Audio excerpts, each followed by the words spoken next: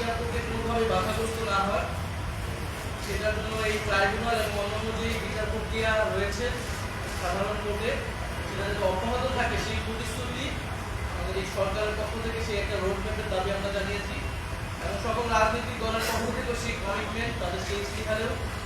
যাতে সেটা থাকে এটা আমাদের প্রত্যাশা থাকবে যাতে এই জুলাই গণহত্যার যে বিচার এবং গত 16 বছরের গুণসমূহ যে আরো নানান ফ্যাসিবাদী হত্যাকাণ্ড রয়েছে অপরাধ রয়েছে তার বিচার প্রক্রিয়া যাতে চলমান এখন পর্যন্ত আমরা সন্তুষ্ট যে বিচার প্রক্রিয়া চলমান আছে এবং রায়ের দিকে ঘোষণার মধ্যে যাবে তবে আরো যে মামলাগুলো রয়েছে আমরা চাবো যে সেটার বিচার প্রক্রিয়া যাতে যথাযথ গুরুত্বের সাথে এগিয়ে চলে এবং সরকার যাতে একটা সমন্বিত রোডম্যাপ সকল রাজনৈতিক দলের সাথে মিলে ঘোষণা করে নির্বাচনের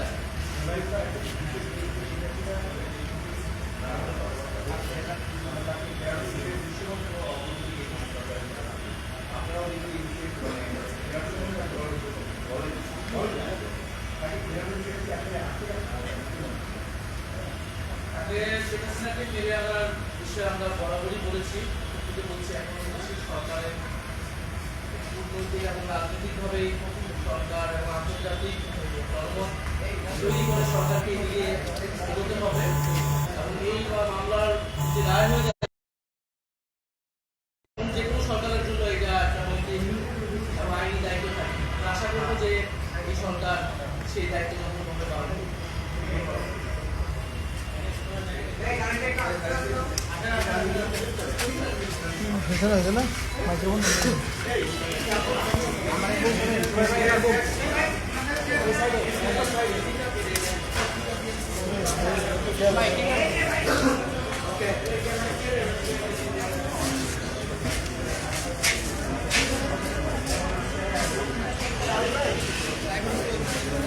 শেখ হাসিনার বিরুদ্ধে সাক্ষ্য দিতে এসেছিলেন আন্তর্জাতিক অপরাধ ট্রাইব্যুনালে জাতীয় নাগরিক পার্টির আহ্বায়ক নাহিদ ইসলাম। এর মধ্যে তিনি চলে যাচ্ছেন, আজকে সাক্ষ্য গ্রহণ করা হয়নি।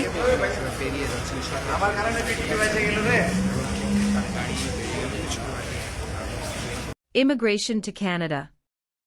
We provide the best quality service and solution for Canada immigration.